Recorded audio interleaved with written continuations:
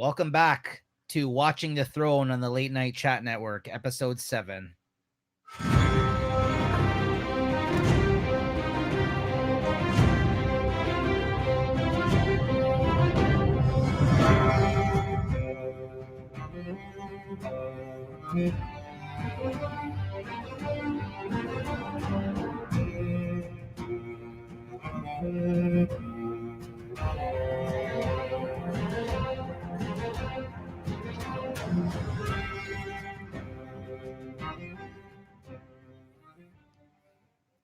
All right, welcome back, everybody.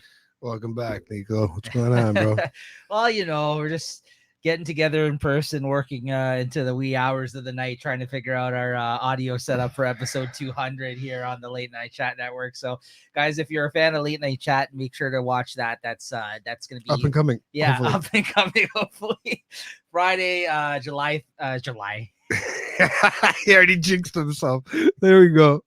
Yeah, February 1st. No, January 13th. July. Yeah, it's coming. Watch out. Friday, January 13th. Been a long night, guys. I got my drink here. All right. Friday, January 13th. That's right. Friday the fucking 13th. Let's see if it goes off without a hitch, guys. Be very exciting. That's episode 200 of Late Night Chat.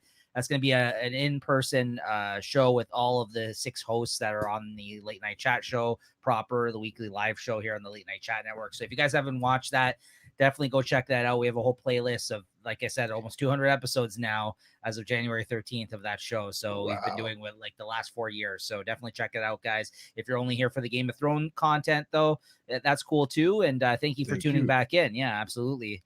Been a fun ride, man, so far. It has been, yeah. So as I normally mention at the top of the show here, JT's watching this show for the first time, actually, believe it or not, after watching House of the Dragon and getting into the Game of Thrones universe, so to speak. So actually, since we mentioned House of the Dragon here, Jay, did you see all the new alcohol for House of the Dragon, the new wines that they've come out with? Yeah, I seen them, but nothing special, man. Yeah, nothing. The wine is nothing really crazy, man. It's when you get the good stuff, like I got. Well, Johnny Walker's the one that made those other ones, right? So right? No, there's all kinds, man. Okay. It was a partnership with each company.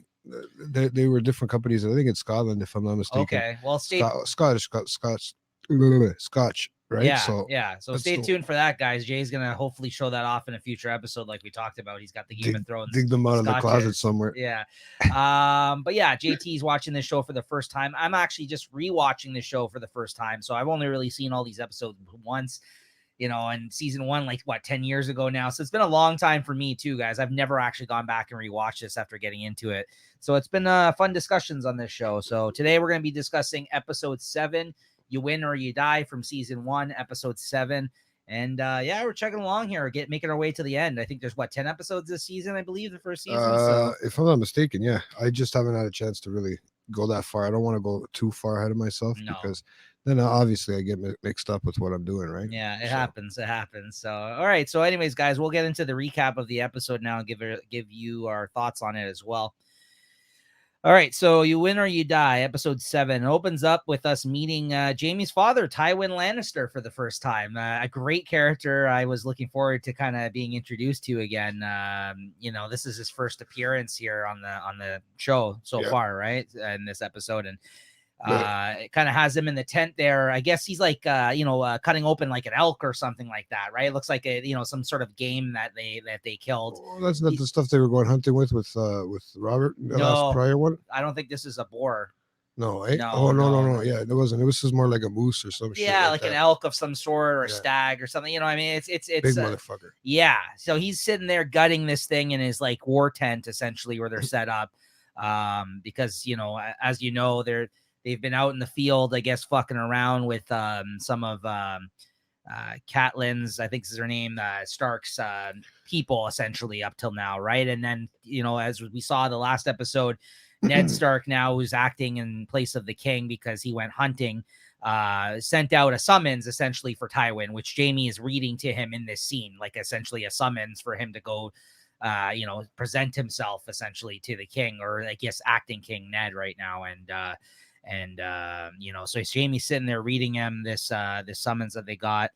And then, you know, Tywin kind of starts going in on him, basically saying attacking him was stupid.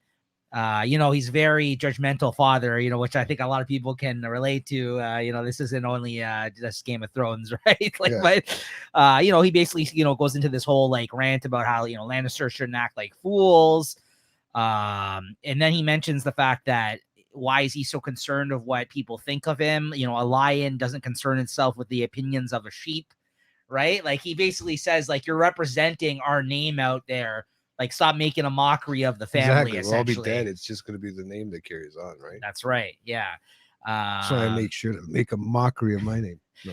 But then, you know, they actually get into, like, you kind of see, like, a little bit of, like, truthfulness in what Jaime's kind of going on about with his father there, because he's, you know, he does mention the fact that he's concerned with what other people say about him. He doesn't like that people call him the Kingslayer behind his back, and he doesn't like, and you know, Tywin basically says, like, you know, who the fuck cares, like, about that, like, you know what I mean? You shouldn't care about, waste your time with these people, right? Like, you know, just basically let your actions speak for themselves, essentially. Seemed like a hard ass, real hard ass, though. Yeah, yeah. You know, and like you pointed out, he said that he only cares about the family name.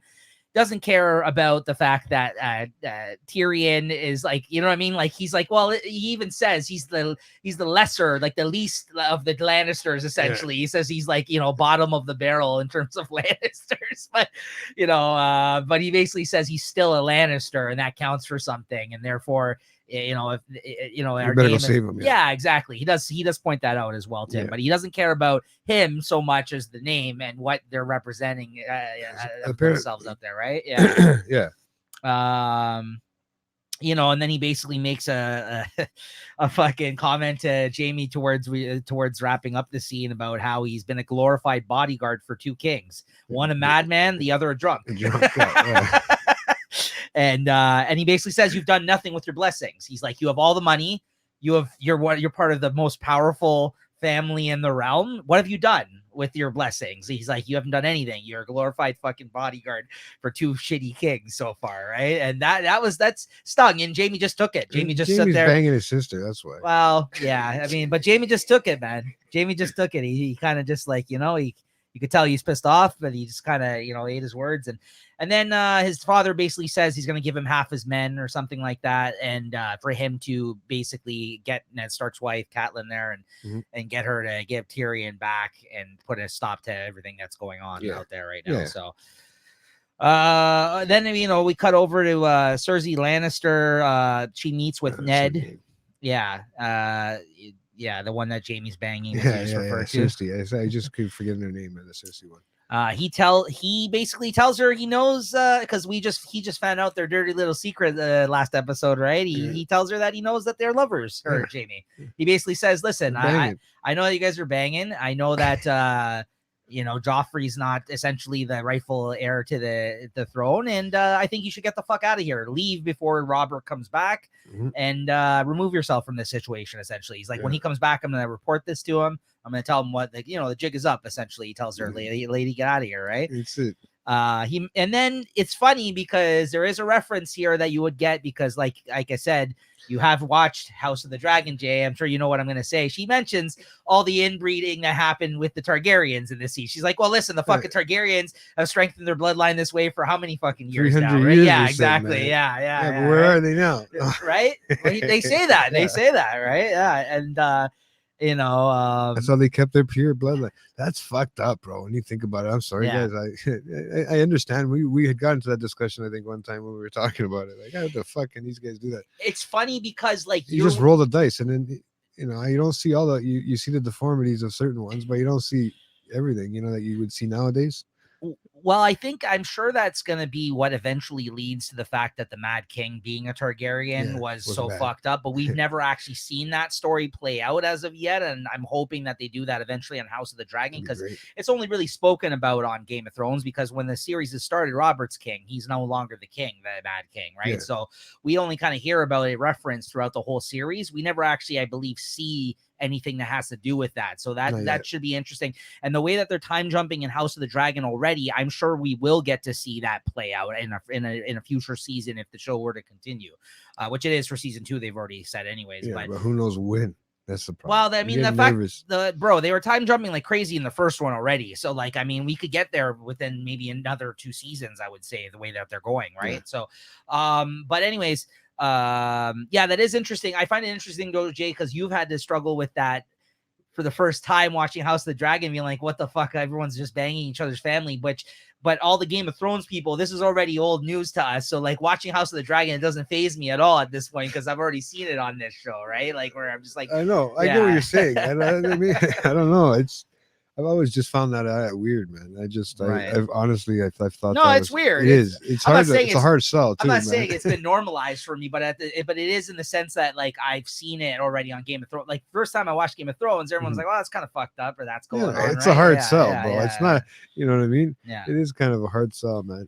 That's the forbidden love, right? So it happens, man. If you come off from if they say that you come from two people, then you got to come from somebody, right? It's got to start somewhere. And then basically from there, Cersei kind of goes into her whole rant again, basically accuses Robb saying that, she loved him when she originally got married to him. Basically, the kind of like somewhat the speech that she already gave to him in the last episode. Yeah, exactly. She says he accuses Robb of loving Lyanna Stark, which is Ned's sister, and she tells Ned this as a result of this, like kind of stating this fact. Well, he's banging her like she would say her name. That was the thing too. He said the first time he had sex with her on their wedding night, he called her Lyanna, and he said, she said, I knew I wouldn't have stood a chance in this, like from the basically again what we've already kind of heard her say to Robb, but she's saying to Ned now because Ned, that's his sister, and like I think he understands.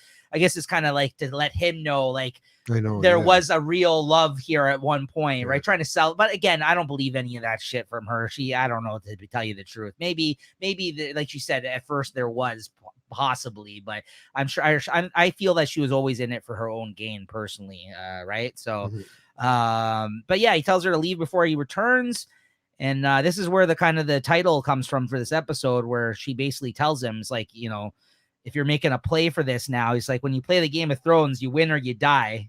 Basically, she tells him that, like, you can't just, because the fact that I think she makes reference to this and the fact that he's giving her an opportunity out at this point where she's kind of like judging him by saying like, you should have already made a move. This is what you're fucking going for. And trying to make a move for the throne or whatever else. She doesn't understand like his tactics, like the way he's going about it. But Ned is just an honest fucking man in a world full of honest people at all. Exactly. And especially in King's Landing, right? So I think that's why that kind of speaks to how like of a honest dude he is and a good dude he is, but it's not going to do him any favors in this fucking scenario, right? In this type of society. No, absolutely not. So yeah, that's fucking up his chances here essentially. So then we get some two girls eating each other up. Yeah, man. I was that's the best. Now you get to JT's favorite scene of the whole episode. I guarantee it with Lord Baelish, the pimp there, criticizing the two girls pleasuring each other. Yeah,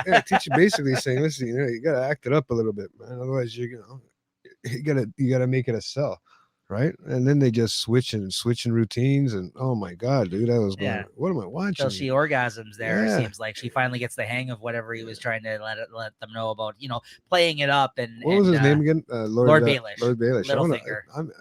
I'd rather be Littlefinger than Stark right now. Well, listen, he's not sitting there banging them though, but I'm sure he's had enough of that, like being the man is who owns all those whorehouses. But not only that, during this scene while that's going on, he's actually telling us about the love he once had, which I believe is for Catelyn Stark, which is Stark's wife. He doesn't say as much, but you kind of get the feeling that that's because he says she said the brother she fell in love with the brother or somebody from the north, which again, they're from the north. So like and then the brother died, which we know happened from the Mad King situation. And then she's like, she fell for the brother who's even a better man than his brother was, he basically says, right? So it seems like, again, there's unfortunately, it's somebody he longs for, but he's forgotten about essentially. He's, in this situation. So, so then we cut over to the woman prisoner who's carrying some branches and shit. Yeah, it's kind of weird. She's a little bit of a like Neanderthal type there. She is. This is the woman. Wilderness one, right? Yeah, this is the woman that they took prisoner from the situation with Bran last episode that they tried to kill him in the woods. And then you see once again Theon Greyjoy getting disrespected even from this fucking woman. She just talks mad shit to him. He tries to rape her, it seems like. She seems to come on to her. Yeah. And then another man that's with them there, he comes forward and basically saves her and then says, listen, I can't always be here to protect you type of deal. And she's like, I've dealt with worse. Fuck this guy, essentially. Like but she wasn't giving this guy the time of day. She talks shit to him and basically says, oh, well, I'm fucking, I'm a commoner. I don't know what these words are that you're using. You could just tell she's playing with them, like this guy. And he's like, are you fucking disrespecting me? It's like, yeah, everyone disrespects you, dude. Like everyone's fucking talks shit to this guy so far, Theon Greyjoy. Right? So it's horrible. Like, so he gets the shit end of the stick, man. I know. Yeah. But it's Rob's boy, but still he gets a lot of people talk shit about him there. She was talking about the things about the walkers. I think that's what she was talking about, or something that's not sleeping anymore. That was a big part on that. She was talking about she brings up things that the things that sleep during the day and are awake at night. And I thought she was talking about me at first, right? But no, apparently not. So we'll have to see who comes out of that one, because that's interesting. No, good point. I didn't have that down. So over at the wall. Then we cut over. Speaking of that, over at the wall. Yeah. They're missing. Jon Snow. They're missing the girls. They're missing everybody at home. Yeah, they're missing the girls. What's his fat buddy's name there? Oh, Sam. Sam, that's his name. The big boy. He basically walks up to him and is like, oh, I miss women or whatever. How about you? You miss women? And meanwhile, John's just focused on the fact that people are coming back from the outside and they open the doors for them. Yeah, he's on lockdown. He doesn't care. He just no sex for me. I'm fucking focusing on the night watch, buddy. Riders are approaching, and then he mentions the fact that John's uncle Benjen is his horse returned, but no Uncle Benjen. He is not there. Yeah, so what? Trip. Then we go, we get back here. Robert Baratheon returns from his hunting. We cut back over that. Yeah, he's lying in bed there. He's pretty half fucking messed up, bro. Huge wound on him, all bloody. Well, we seen that in the last scene, in the last episode, right, where he got fucked up by the boar. Rob's injured. The boar fucked him up. Major wound. Says he was drunk and that he missed his thrust. Yeah. And then this is a very important scene that occurs here. It's a very important scene. So I want to ask you something after you read the scene. So let me play it out here. And So he makes Ned write a note to make Ned king upon his death, because as he's sitting there literally on his deathbed, he's like, the wound's huge. I'm dying. Yeah. I'm not going to survive this. So pass me this paper here, because I'm going to write a note here. Well, he didn't even say that. He just passed me a paper, and he's like, "You're gonna write what I'm gonna tell you right now." Yeah, basically, it smells like death. Yeah, his wound. He says that, and he also says the fact, like, he's like, oh, he says about his legacy or what he's gonna be remembered by, and Robert just laughs. He's like, yeah, taken out by a boar. He's like, you believe this shit? Like, it's true though. No, taken out by a pig. That's what he says. Yeah. Robert Baratheon taken out by a pig, and I'm just like, I was laughing at that. I thought that was pretty jokes. No, because he's just kind of a pig himself, man. That's the funny thing. So, so it makes him, he says upon his death, until his son Joffrey comes of age, that Ned is essentially going to act as the king in his place when he dies. Okay.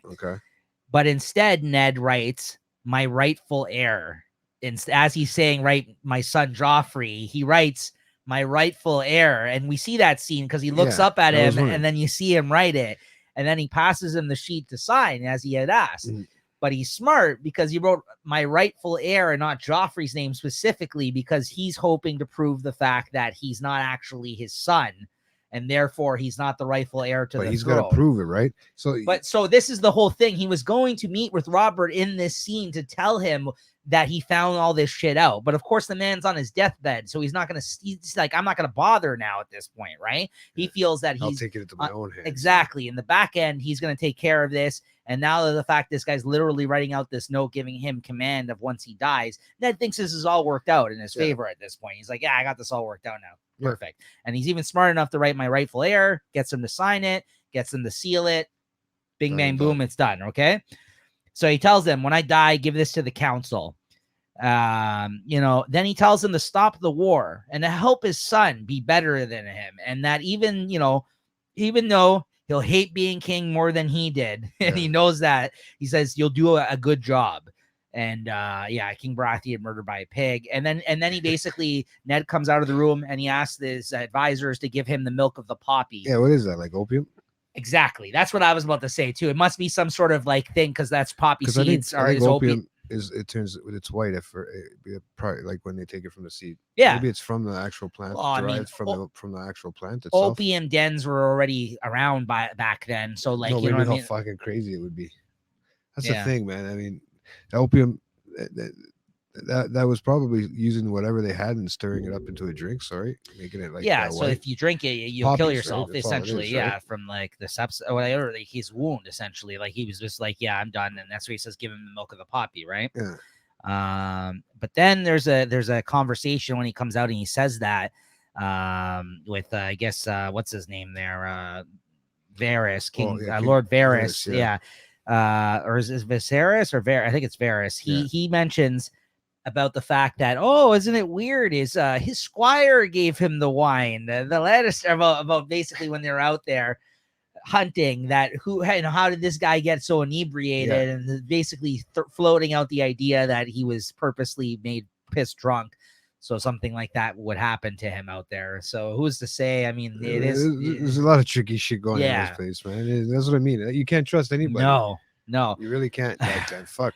And then we cut over to the Khaleesi there. Khaleesi and Drago, basically in their language there, it seems like they're speaking about the throne. And then they're trying to get back to across the sea, right? Yeah, and then basically about how their family never had the rights to the. Then she speaks to Mormont. What's his name? Jorah Mormont or whatever his name is. She speaks to him, the advisor to the Khaleesi, essentially, about she's speaking to him about like I need things to speed up here a bit, especially in light of my brother basically, getting killed last episode. And guess what? I'm okay with everything that happened, but he was supposed to be the rightful heir to the throne, regardless of what went down. And we need to move things along here. And he basically says to her, is like, listen, your family never really had the rights to the throne, even back in the day. It's like, you just kind of seized it for yourselves. Like, because, it was like, oh, what? Because we had dragons? He's like, yeah, that didn't hurt. But he said it straight up. Have they ever really seen a dragon? None of them have. No, because this is their generation has not, right? No, exactly. That. So at this point, it's all like, they don't believe in it at this point, right? That's why the whole thing with the dragon eggs, they don't know what the fuck's going to happen with those, right? So there's no dragons, so to speak, of at this point in time. But he basically says, you guys took it for your own. You never actually had rights to it. So he even denies her that, that statement. Then you see him kind of go off to the side. Then you see them kind of go off to the side. They're in a bazaar, and a message is delivered to him from a kid in the bazaar, which is one of his little birdies, Lord Varys, as he refers to. He has ears and eyes everywhere. He basically has like a bunch of children that deliver his messages and stuff. We come to learn here, and a message is delivered to him abroad from Lord Varys. It's basically a royal pardon for the information that he provided in helping them figure out what they were going to do with this war situation with the King's Landing. From there though, you see Khaleesi there, Daenerys there. She meets a person walking in the bazaar that offers her wine, and then it says, "No, I have a very special wine for you." Yeah, he pulls out a nice wine. Creepy, eh? Jorah Mormont there. He turns around, kind of witnesses this all going down after getting that message, right? And and this is somebody that was not allowed back. Okay, so he got the note. He's like, "You're allowed back now because of what you did," and he's been cooperating, right? But as soon as he sees this goes down, he senses something's not afoot here, because they found out their location, obviously, at this point. And it turns out the guy was trying to poison her with a poison wine. He basically forces the guy to have a sip of his own wine because he doesn't trust it. And the guy refuses. He tries to run off. They capture him and, they tie him up and everything and then fucking drag him behind a horse naked, like right through there. That's the end. That's near the end. That's afterwards. But he tells him to pour out the wine. He runs off and he's captured. It's that's what the guys from Roberts, right? That's what because Stark was trying to stop all that, but it That's was already right. too late Because he was already in motion. That's right. Yeah, he said that because he said when he comes out, he said the little bald-headed guy. What's his name? Varys. Yeah. He tells him like, you know, so, oh, I'm sorry, that's already kind of taken care of or whatever, right? So if they fail, even though he got the pardon, he basically stopped that from going down. He, I guess, believes in this woman still to some degree, right? Yeah. Maybe things have changed. I don't know. Anyways, we go back to the Night's Watch. At this point, it's essentially like their graduation of sorts, let's say, right? Okay. They're tasked out different jobs essentially now that they've kind of passed their training period, let's say, you know, as part of the Night Watch. So they're all being kind of split up now. In light of everything going on, they have people outside the wall and everything else. They're like, okay, we need to assign people now like duties essentially at this, you know, at the wall here. Yeah. You know, Jon basically gets set up with the stewards. And his Lord Commander there, I guess, purposely chose him to be his bitch, like his servant, essentially, Sir Alistair. And he's kind of pissed about this because he always wanted to be a ranger. Yeah. You know, and Sam kind of looks at it in a way he doesn't. He says, Sam tells him, trying to groom him. Yeah, exactly. He's like, look at it as an advantage. He's like, he wants you to be by him all the time. Wants you to be groomed by him, right? Exactly. And he says, but he's like, oh, I wanted to be a ranger. Like Sam's like, I wanted to always be a wizard, and then they just start laughing. Yeah, that was a good one. That's a way to cut the tension there. They have a good relationship. These two, they're good friends. Yeah, they look kind of good. They got to stick around with each other too, kind of thing. Right. Because what they stayed in the both being the stewards, right? Right. To different people, right? Or well, one's in the diner, I think. Yeah, and Sam's a librarian because his father was a librarian. But he's, as you can tell, as he's smart and he does know his stuff. Like he does actually read up, you know, on stuff as we learn later on. Yeah. But anyways, then there's a story that one of the men tells him about how he ended up there. It's a funny thing that he mentions about an old man tried to grab his cock, and then he said no, and then he ended up at the wall. Yeah, because he didn't want to be a liar. They thought he was a fucking liar. Dude, that's because they're all kind of like to Jon. They're like, shut the fuck up. Like, why are you whining about being this guy's bitch? Yeah. Because they wanted me to fucking touch his cock. Yeah. That's called, nowadays it'd be the other way around. Harassment. The other days now the guy who'd want you to touch a cock would be in trouble, not the fucking kid that goes to fucking holy. That was the times are so fucking weird back then, backwards. Anyways, they took their oath and all that, right? Yeah. So then we go back to what's happening in King's Landing. Ned, he speaks to Rob's brother who was on the hunt with them.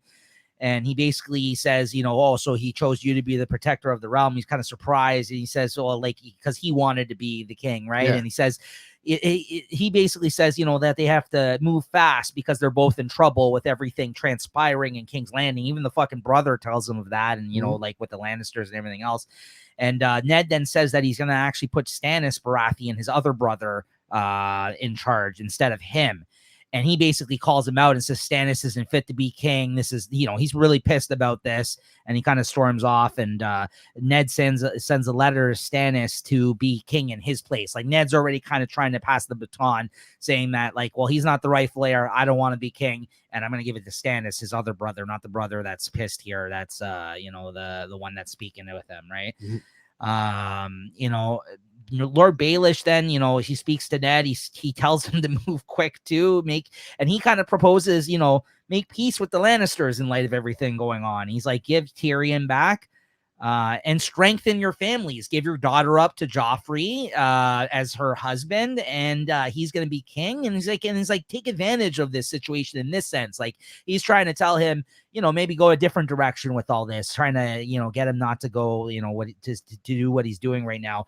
And, you know, because he's afraid with Stannis, there still lies a war ahead, essentially, like, right? So he's worried about that. And then he says, you know, why the fuck did you summon me here if you didn't want my advice? He's like, I get it. You want me to do your dirty work, but you're too honest of a man to basically ask me to do your dirty work in this situation. And he doesn't really have an answer with him at that time, but it seems like even though this guy can't be trusted, he's advising him, but then is he advising him with the right decisions or the wrong decisions? And then he kind of seems like it's one of these situations where Ned keeping his enemies closer, keep your enemies close, your friends close, your enemies closer type of situation, to me at least.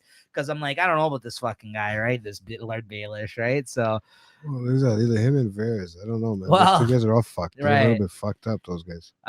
So yeah, we're back to the Night's Watch now. We see them get sworn in front of these like weird bleeding eye tree things. Like, it's very strange. These are new, eh? They've come into play now. This episode, I noticed. Yeah, and then wondering what the fuck it is. If it's just an actor, like if it's just something weird looking, right? Yeah, it's like a tree that has got like a face in it. I mean, it really does. And it looks like it's bleeding from the eyes, and they're basically sworn in as a man of the Night Watch, essentially in front of these things, right? Yeah. So you see Jon and Sam, they hug each other, they get sworn in essentially in front of the rest of them. I always thought it was like a carving from other people saying that they have to stand there and sit there and just watch. There's weird things in this world, right? So you've seen already. So and then Jon's direwolf comes out of the woods there and brings him a frozen hand. That was a little bit weird. That threw me off there.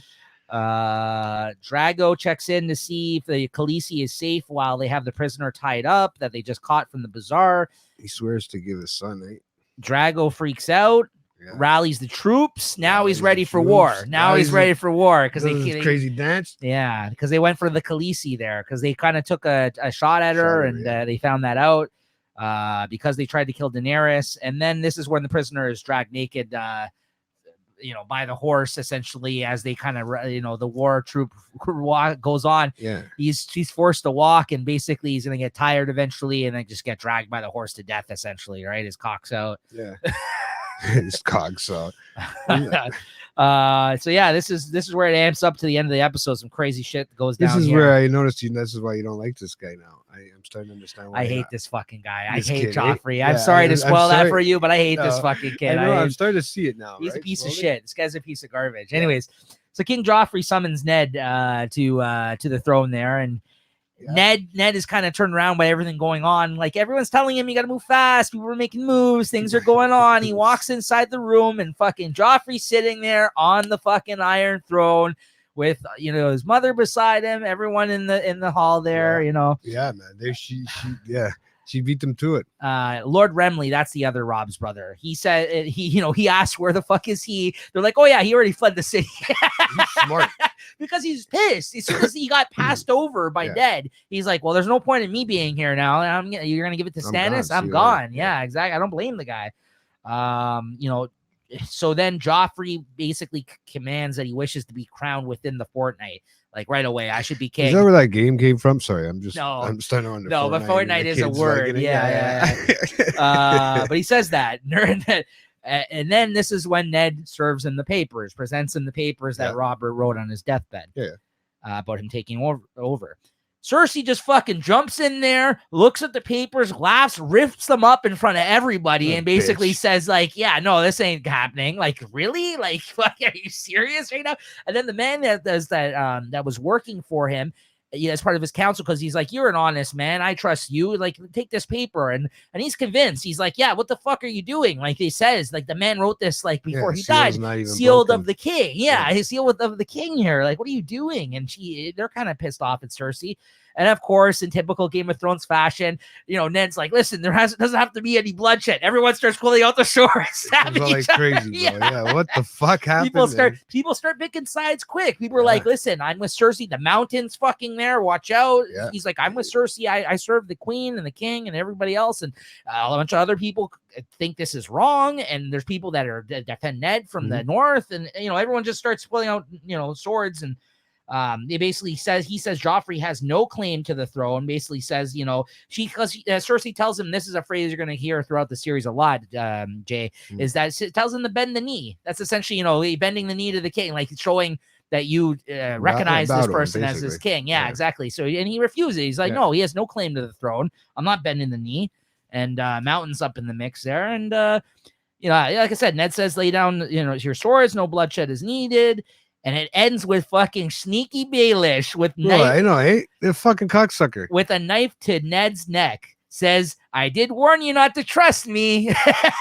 Yeah, he did though, but man, that's did the many fucking times. thing, bro. Many times he told him, and he already despises the man because he's with the woman that he loves. Yeah. So what do you think? You're gonna trust this fucking guy? You know what I mean? Like, so You there know, you just go. right about when Ned was about to go buck wild on their ass, fucking with just a crippled leg. He was ready to go nuts. He gets grabbed from behind, bro. Well, yeah, with a fucking little sword to the he's like, neck. listen, we don't gotta pull out our swords. Well, everybody went out, and he was ready to go. That was there. Yeah, he was like, all right, let's He's do this. all right. I'll Yeah, limp around and I'll manage. They killed all his guys, but again, no, didn't they kill them all? Yeah, this guy's just taking a lot of L's right now, man. Bro, and that's it. I just don't know how you could so blatantly fucking take that, rip it up in front of everybody, and just basically be like, nah. It was only her that's seen it, bro. That's the thing. But I mean, she didn't throw it in the fire. Why don't they just pick the paper back up and put it together? The fact that, like, you know, she even references it's not like she hid. I'm starting to realize the women are in this fucking show are real bitches, man. I'm starting to believe that, man. I'm sorry. This is all the inbreeding that they had back then. Yeah, look what it did, man. Look, it made them all fucking crazy. So there made them fucking have their kids suck on their tit till they're 14, 15. Like, really, sorry guys. I mean, I like this show already, but yeah, see what inbreeding does. Yeah, so there you have it, man. That's a pretty crazy amped up episode, if I had to say so myself. Wait till the next one. Overall thoughts though about this one. No, my favorite guy there, my little buddy Tyrion. No Tyrion this episode. No Tyrion. They didn't need him. They just mentioned his name. He needed a day off. He was doing a good job so far, so they figured, you know what, we'll give him an episode off. Yeah. So no Tyrion. Otherwise, good episode though. I felt. What do you think about this one? Well, I thought it was really good. I thought it was interesting, and it's leading up to a better episode just for the next one. So I see how it's starting to amp up. I'm starting to see different people getting named. Different. You're starting to remember people's names now too. I noticed. Too. I know. Like, but not even that. It's that I'm starting to see other names start to be brought up. Well, like I said, I noticed in the next episode they start bringing up a few more different types of names of people that they meet up with, like because even in this episode, this is I feel like the first time they've really referenced, to some degree, or at least like in an important way, Stannis. We never really heard. I think I don't know if they've ever mentioned him before. No, I haven't heard that name. Right. Yet. So then all of a sudden you think that this brother's gonna get it possibly, and then he just mentions a whole other fucking brother we've never even seen. Yeah. And moving forward, that is a big character as well. I'll tell you right now. Like, so like it's so like that letter's out. I mean, it's gone out. Like, we don't really know what's going to happen with that. But as far as I know, I believe that letter does go out.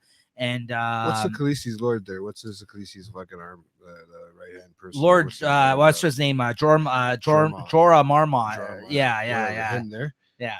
He said the Dothraki work in their own ways, right? Like they work in their own time, and it showed that. Just give them time, and they'll end up on those wooden horses. That's so they call them, which are fucking called boats in our world. Right. You know what I mean? Right. But you gotta tell fucking. You know what? Honestly, that last scene, that part where Mr. Dothraki there went crazy. And Drago, started dancing and fucking, I'm gonna kill everybody and all that. Yeah. I'll be honest with you, dude. That was probably the best. He was seriously making up language. Okay, he was making up the Game of Thrones language. He sold it. He was so passionate about it, bro. Shit was coming out of his mouth. If you caught it, it was spitting out his mouth. It's funny you mentioned that because I also thought in terms of acting, I thought he did a really great job in that scene. Like, I think I've watched him in other things. Right. This is a great fucking role for him, man. Right, but that's what I mean. Looks like a Neanderthal. I'm not saying he's a bad actor, but I've seen him in some things I think he's just okay in, right? And like, I feel like this character though, there's a reason why he became. I mean, listen, a lot of women I know just find him attractive as well, but I think that he was that helped probably. Well, of course, that never is a bad thing. But he didn't even have to speak English. Bro. I know, but look at this fucking guy in this role, right? I mean, they cast him as, even though I've never seen it, but I've heard the movie's not great. But he's Conan after this, the Barbarian. They fucking cast him in a Conan film. Well, I mean, he has that look, bro. I mean, look who else. You can't compare look who else is Arnold. That's what I'm saying. Look who else has played him, right? Like in his prime, for fuck's sake. But yeah, like, that's different. He was an actual bodybuilder though, so there's a difference there. But like, and Conan kind of needs a barbarian name, needs an accent. So I don't know about Jason Momoa doing the accent. Right. Well, but you know what? Like you just said, he's busting out another language, made up language here. Right now, right? He doesn't even have to speak English for this role, and he probably made a fucking killing. I would think. I think he did a good job in that scene, though. I agree with you. I don't know how long those Dothrakis are going to be around in how many seasons, and I'd like to see how long it holds up for. I mean, we'll see. I could see them disappearing sooner or later. We'll see. I know they're fucking 40,000. What did he say? 20, 30,000 fucking strong. There are a lot of people, man. What's your favorite storyline going on right now in the show, though? Would you say? I mean, honestly, like for me, it's probably between the stuff that's happening with Tyrion and the King's Landing stuff. The King's Landing stuff's the main central storyline that's going on. It's kind of hard Oh, not yeah. to say that. The King's Landing is going to be a big part in the next episode. Yeah, too. so you'll notice there'll be a lot of shit going down. I think what's going on that's- there is the most interesting, personally. But I do love I'm starting to find that Tyrion's journey is a lot as well. the Jon Snow stuff is starting. You like to the get a Jon little bit Snow more stuff? interesting. Okay, because it's, you know what, it's kind of the stuff that they're talking about and showing, even in the video, in the images, like sorry, in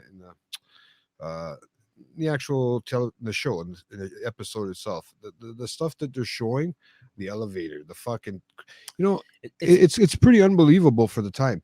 And another thing I was thinking is ask about this, because I feel like this is a fucking game. Is there a board game for this fucking? Oh, of course. There is already? Of course. It looks like so interesting. Yeah. If it can be the way it is intricated in the intro, they can show it how it, you know, how they show in the intro. Yeah, I think there must be a risk for it or something. Yeah, like that. Risk, right? I think there must be. That was the actual game that I'm thinking of. I wouldn't.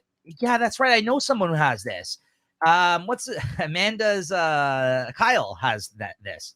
Kyle has this. Kyle has the Game of Thrones Risk. I'm pretty sure. I believe I remember seeing him with. Is that one of those ones you don't want to open, or is that one of those ones you? I mean, I believe he had it opened. You know, if you speak to somebody like, I don't know, a Peter, let's say, he probably would keep it sealed if he had it, if he was into Game of Thrones like that. No, but I mean, it does exist though. Game of Thrones Risk. Yes. I would like to try that out, man. That seems like an interesting game. That's a lot better than the fucking other one we played on Christmas. Well, that one was a bit of a mess. But I mean, you know.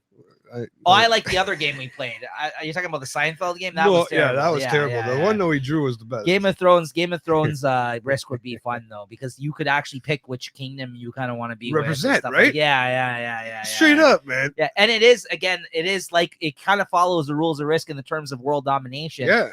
You know, but you probably are all probably trying to go for the Iron Throne, I would guess, right? If that was the case, because King's Landing would be the capital. Yeah, that'd be pretty crazy. We need that for a 24-hour episode. Maybe we'll have to look into that. Maybe that would be a fun one for that. So yeah, we'll have to look into that. I bet you it's not even available anymore though, readily. You probably have to buy it online. Yeah. So well, guys, we're gonna look into that in the meantime. Straight up, man. But episode 8, the upcoming episode next week, when you come back and watch this, is gonna be The Pointy End. Is the name of the episode for episode 8 of season 1, The Pointy End. And yeah, I'm looking forward to it. It's not what you think it means. It's probably a sword. You know, it could be double meaning, double right? Standard, a pointing end to the character or to the story or whatever else, but it could also be the sword. You never know, or something else. Who knows? We see a little pointy end at the end of this episode. I thought, hey man, that guy had a pretty big schlong for a little guy. All right. Well, that being said, all right, guys, we'll catch you here next week. Thank you for tuning in to Watching the Throne, and yeah, see ya. See you later. Later.